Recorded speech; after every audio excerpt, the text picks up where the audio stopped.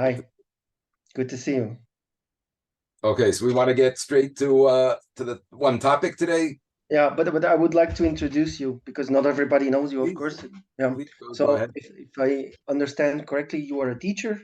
You teach Jewish culture, history, I suppose. Yeah, I And mean, I run a school. I'm, I guess, what you would call the dean of a school. okay, I opened it over here in Israel about 18 years ago. For okay, a gap year, are you familiar with that concept? Like yes, after high school, the girls come for a year, they get college credits, and then go on to university okay, perfect. And you're based in Israel, right? in Jerusalem. Yes, In yeah, Jerusalem. Okay. And today we want to dive into the topic of apartheid. yes. And I understand that you strongly disagree that there's such a thing as apartheid in Israel. That's correct, right? Yes, very, very Okay. strongly. Yes. And what exact where does this term come from first? This apartheid. It comes from South Africa, right? Correct. I think it's an Afrikaans term that was the system in South Africa. It happens to be right. My parents are both from South Africa and Hmm. left in large Hmm. part because of their Hmm. very, very strong opposition to the whole concept. Hmm. I mean, I think the legal definition, I mean, if you want to say, I don't, the legal definition, I believe, is where there's a structure and laws that are passed and of discrimination, where there's an Hmm. official level of discriminatory law, not just that there's like racism in a culture, racism exists in every culture, but where it is state mandated racism, where like Hmm. in South Africa, and also like in Nazi Germany, right, where certain people can't use the same facilities as other people. People can't have the same jobs as other people, different services that are only available, for certain Hmm. types of people and not for others. Hmm. Um, did you have a definition that you want to work with? Should we look up an official definition and read it and see? No, I think that sums it up. It reminds me of segregation in southern states, Correct, Jim Crow and laws and segregation. my native language is Dutch, as you know, and I would translate apartheid, which is basically kind South Afrikaans word or Dutch words, kind of. I would translate it as separateness, which sounds mellow, but as you've just described, it's anything but Yes. mellow. So, does this exist in Israel? No, it does not exist on any level in Israel. Meaning Hmm. there is not a single.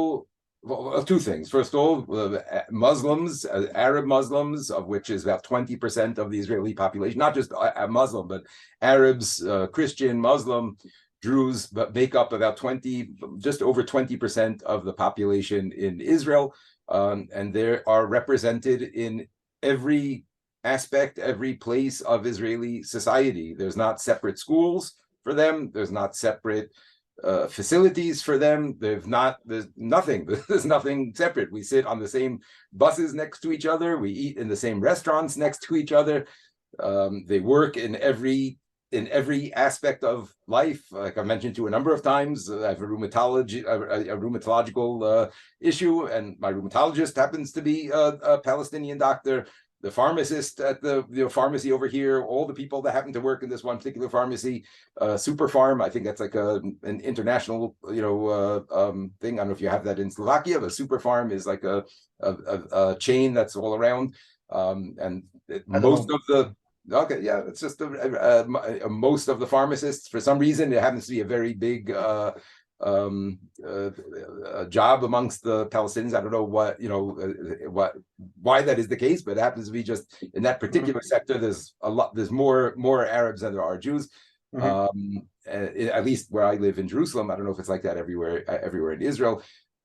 There's in the Israeli Knesset, which has 120 members. So there's a dozen or so that are Palestinians, meaning they're in the government.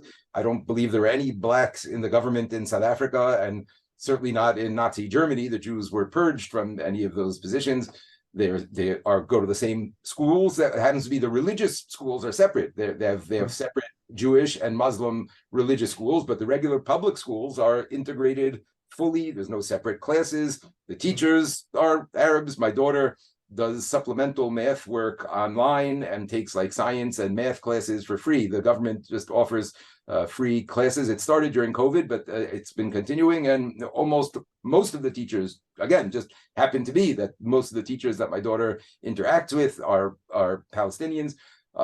They have the same exact voting rights that we have, the same exact passport that we have. There's no markings in their, identification cards or something that singles them out as anything in terms of second class.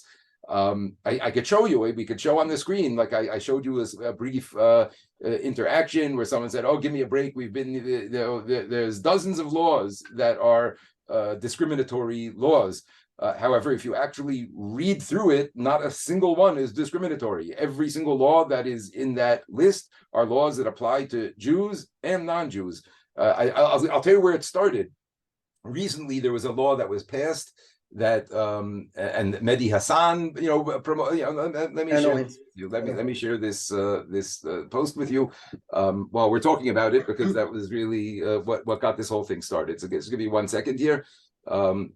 We could pause the recording if you'd like to, but let's give me one. Let's continue.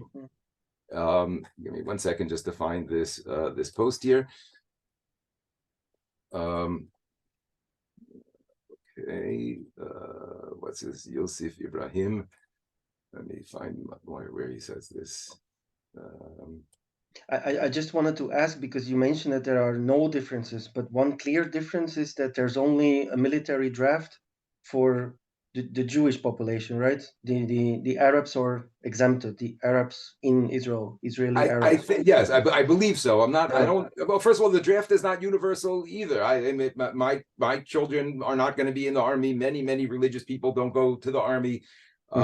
It's not. So who does it apply for then? I honestly don't know. I honestly don't know exactly what the laws are in terms of who is officially drafted and who is not. Like I said, I know that Arabs are in the army, that's for sure. But then they volunteer. But I think it's by volunteer only.